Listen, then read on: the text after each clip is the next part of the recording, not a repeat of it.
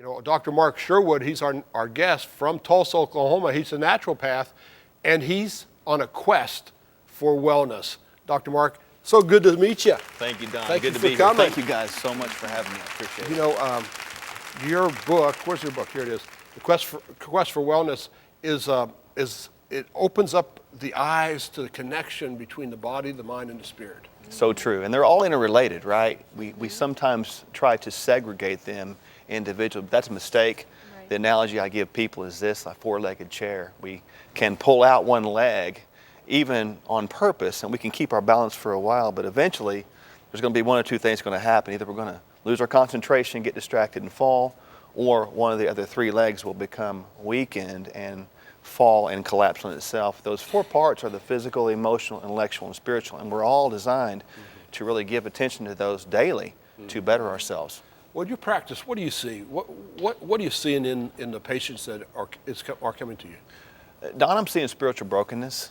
You know, they come in, and as I was sharing with you earlier, they're carrying around baggage of fear, unforgiveness, bitterness, rage, undealt with grief, and they carry those things around, and they manifest themselves in chronic illness and sicknesses and disease that we're seeing so rampantly affecting our society. And it's manifesting through a control issue with many times food and bad relationships, etc. So you're saying that what happens to us spiritually and emotionally has an impact on our physical well-being and our Absolutely. choices. It does. And really, if we can get this connection correct, we can really see the subtle attack the enemy's done on the church.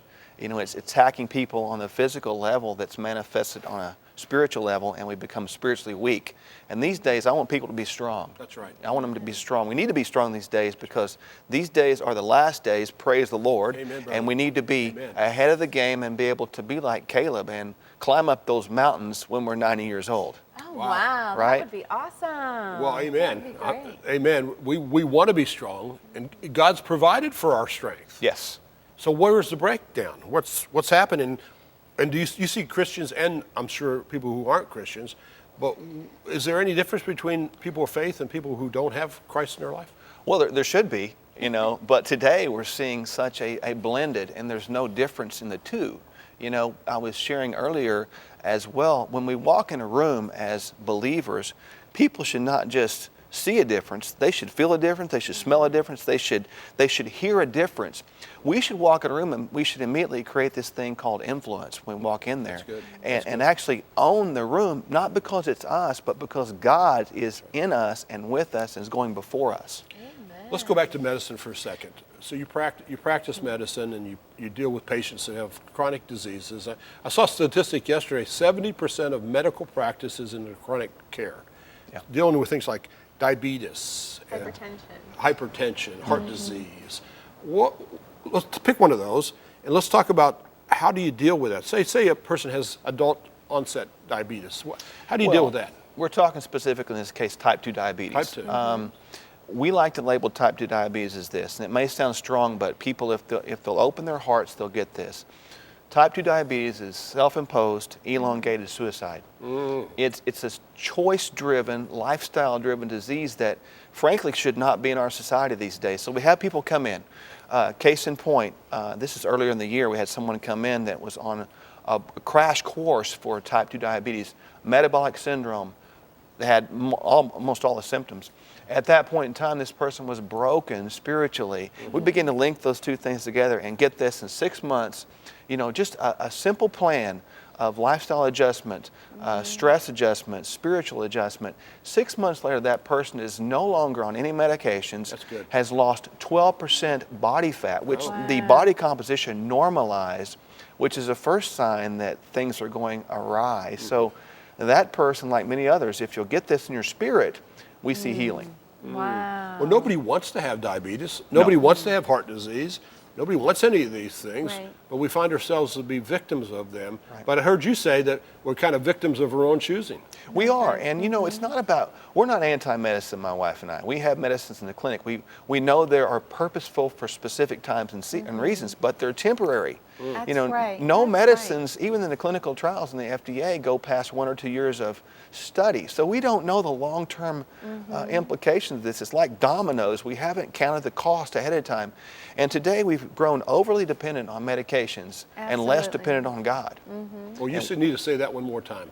We have grown so dependent upon medications, overly dependent in today's society. Right. We've become less dependent upon God, and God's the healer. Absolutely. It should not be, put on the pastor or put on the youth pastor or the parent or the medical person to be the healer. I mean, God is the healer. We got to trust Him and submit our lives to Him to let Him touch us. But don't you think? I'm sorry. Go ahead. Oh, no, but it seems like a lot of folks don't want to take action for their own life.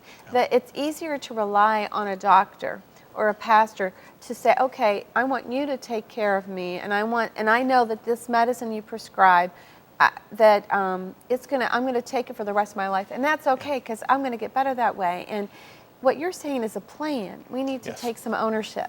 We do, and what you're talking about is the deception in society. I use that word intentionally because that's what it is.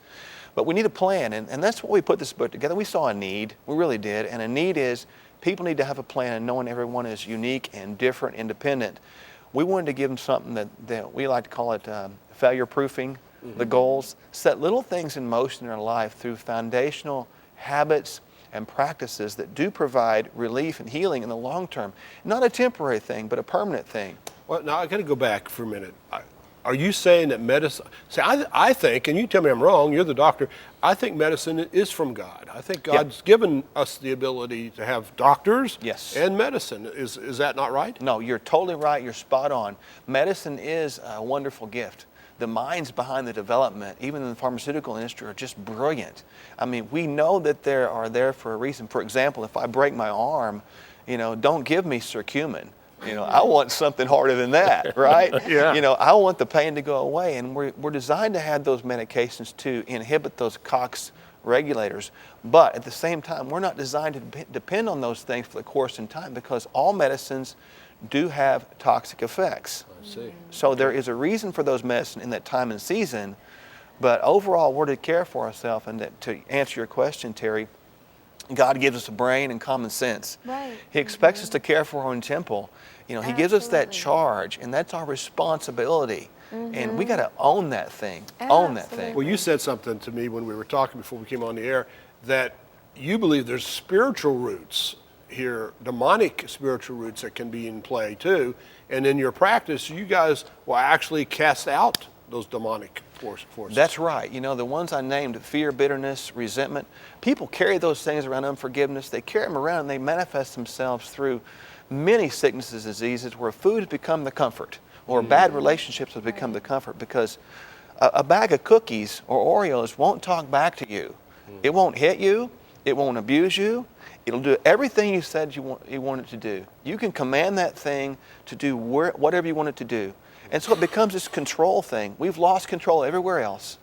We haven't given that control over to God. So we control the things that we try to control that we think brings us comfort. And truly it does for a second, but it's a false comfort. It's like sin is fun for a season, but at the end it leads to destruction. This false comfort is fun for a season, but in the end it leads to destruction. So you're gonna stay with us in our next season of program, this 360. You're gonna go into a deeper point on this. But before we leave you with this, can you give us a statement of hope and faith? Is there a way out? We've been talking about diabetes. Is there a way out? Yes, there's absolutely a way out. Here's the hope. The hope is in Jesus. We got to understand that He is the healer, and He puts people in our lives through even right here on Real Life to provide conduits of His Word into their lives. He uses you, He uses Terry. We got to trust Him in that. There is without a doubt hope. If people will just get out of their mindset of this box that we're living in and begin to open that box and let God inside the box, so to speak, get into His box, we'll begin to understand that all these areas are interrelated and we'll get healing into our lives and into our church. Is it ever too late? Are you ever get too old that you can't see that type of a transformation? No, we never get too old being a Christian. You never retire.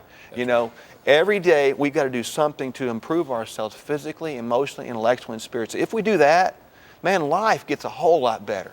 Right, and you had said before, it's not like a whole day thing. Like, let's say you walk 10 minutes, you walk 10 minutes. I mean, it's not an overwhelming proposition what you're asking. It's No, just, start slow. Failure-proof your goals.